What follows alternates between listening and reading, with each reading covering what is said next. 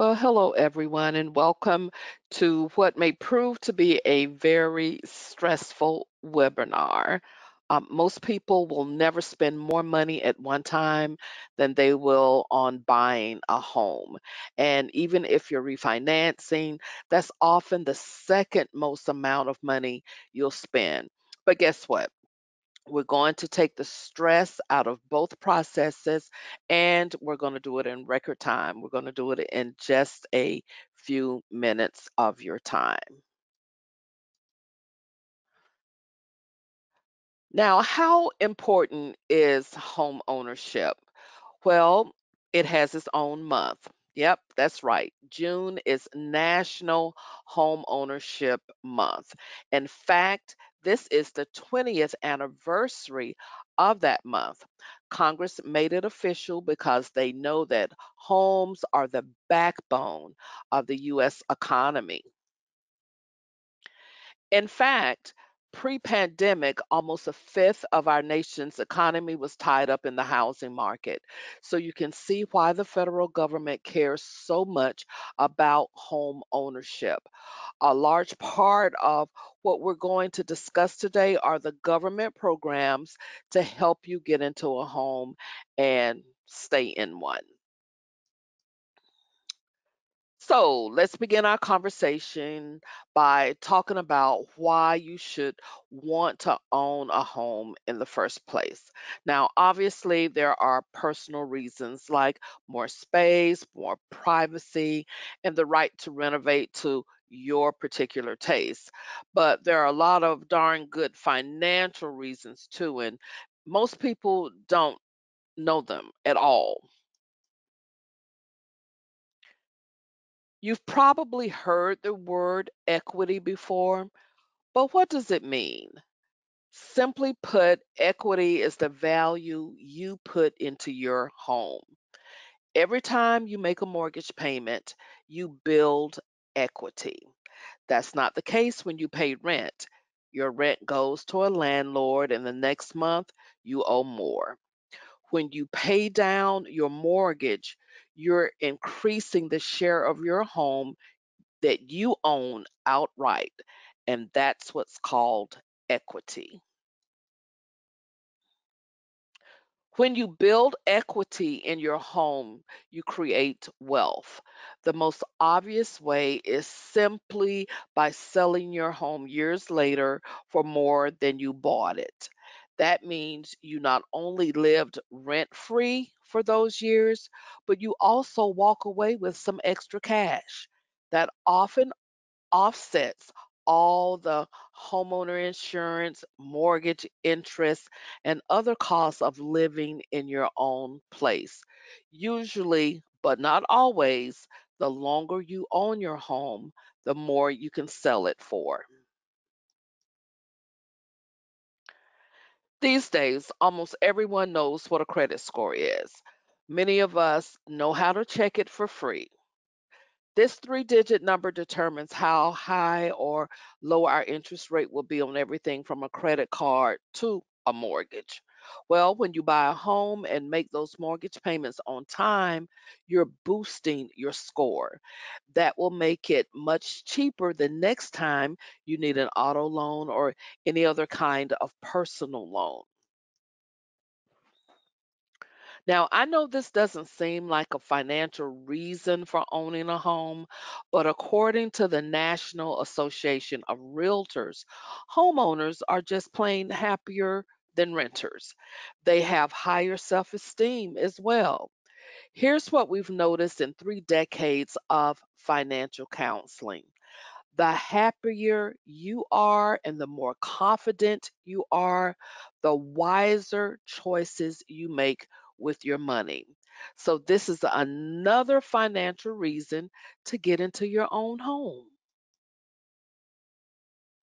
Okay, now let's talk to the current homeowners out there. You've listened to me so far and you've nodded along thinking, yep, I got it good. Can it be better if you refinance your home? Well, that depends. Refinancing is just one of those powerful tools that's so powerful, it can really hurt you if it's not used properly. When you refinance your home, you're taking equity out of it. Remember what we said earlier about equity? It's the value of your home minus that mortgage. It's the share of the home you own outright, not the share the bank still does. Well, you can extract some of that equity even before you sell your home. Here's how that works.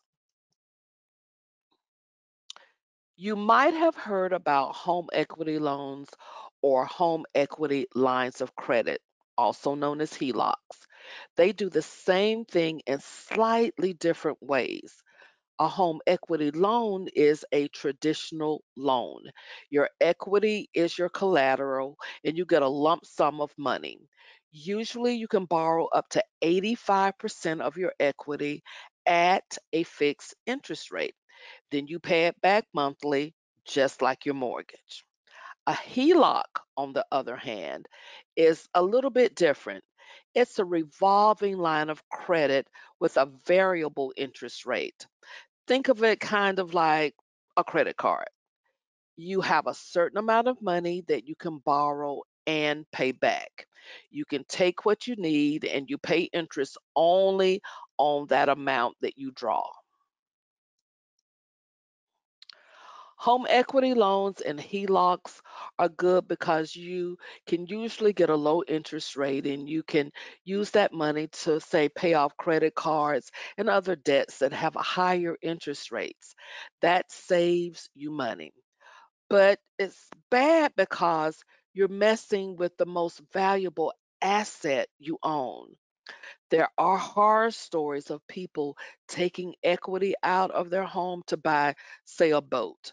Soon they have no equity left in their home, yet they still have a hefty mortgage. That's called being upside down or underwater. And let me tell you, it's an awful place to be.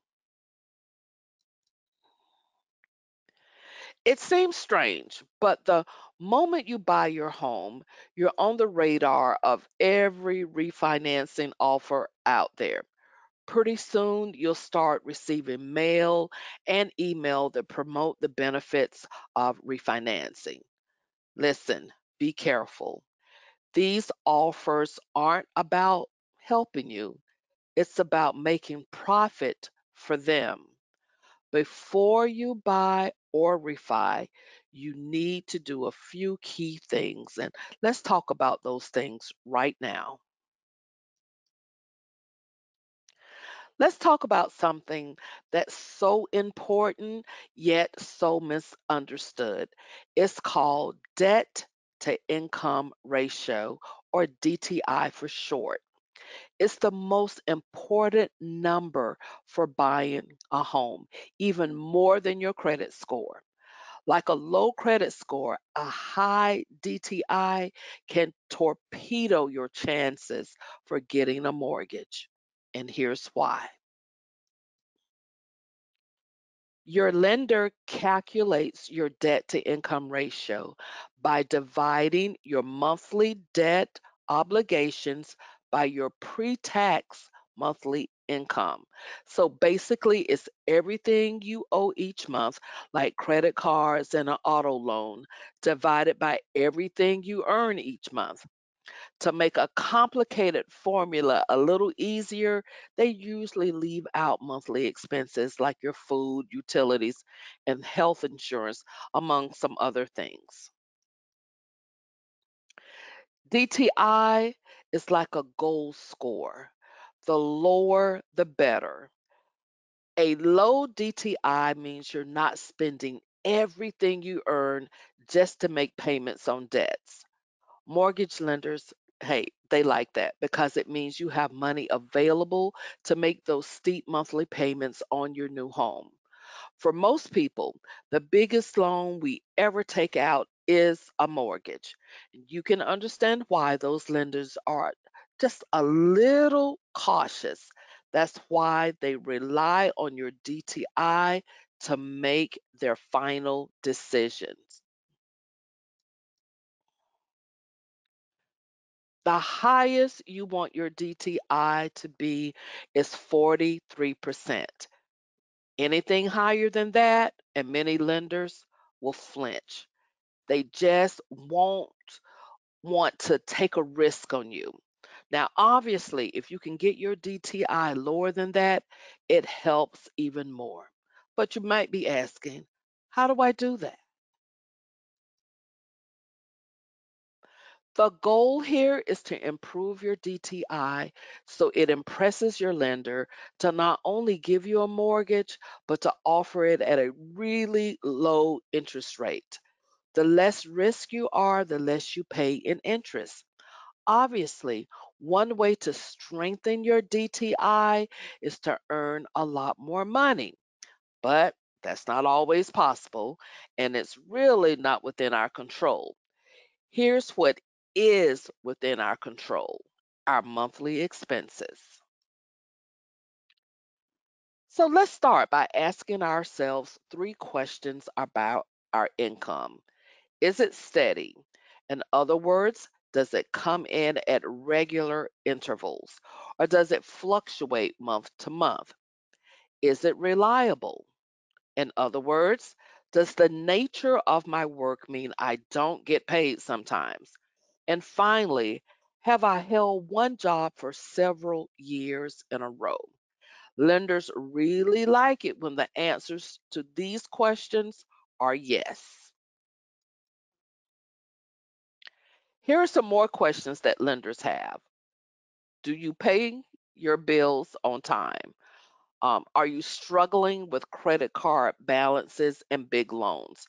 Because if you are, how will you juggle those bills and a six-figure mortgage? Finally, let's talk about what you have socked away. While you can buy a home without a down payment, that's really rare. You'll likely owe many thousands right off the bat. And besides that, you need to pay the mortgage. So you need to make sure you can set aside that amount each month. Then there are the miscellaneous expenses and bills that come with home ownership. You need to add those up. That's everything from property taxes to insurance and even more. If you want to refinance your home, many of these basic questions still apply. So even if you're in a home now, it can't hurt to honestly answer them. This refresher will help you when it comes time to refinance what you already own. Now, here we go. No one likes to hear the words make a budget, but it's so easy to do it these days, and it's crucial if you want to buy or refi. If you don't relish the idea of putting pen to paper, there are scads of websites, there's apps and programs that handle the drudgery of budgeting. Many of them cost nothing, and the ones that do cost, they cost only a few dollars. And here's how they work. One of the most popular budgeting tools is called Mint. Another is called Personal Capital.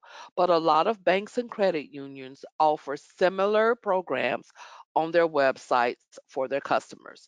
Basically, you just type in your income and expenses, and these programs, they do the math for you.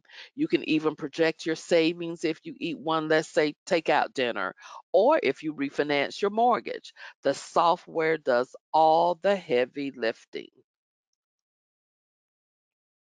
Now, if that's a little too techy for you, there's also a middle step. Websites like Tiller let you download customized spreadsheets that stay on your computer and you can easily personalize them. And also, we're familiar with Quicken. Quicken has software that's been around for forever, and most of us already know how to work it. Each solution now has its pros and cons, but they all work. So it's really up to what makes you feel the most comfortable. If you're trying to save money for a home or want to figure out how to take equity to pay down debt, then you need to consult a professional. The best are certified credit counselors from a nonprofit credit counseling agency. You may be asking, where can I find one? Well, guess what? You happen to be in luck. Consolidated Credit is one of the nation's oldest and largest credit counseling nonprofits. We can help you create a budget and we can help you reduce your debts. Once you accomplish those two things, it's so much easier to either buy or refi. Consolidated Credit also has HUD certified housing counselors right here on staff. They can help you with anything we've mentioned here today because let's be honest, we just hit the highlights. This is a huge and expensive topic. So, here again is the phone number and website for you if you want to know more about anything we discussed here today. Thank you so much for spending some time with us today. We look forward to you joining us next month. And remember, may the rest of your day be the best of your day. Thank you again for joining us. Have a good one.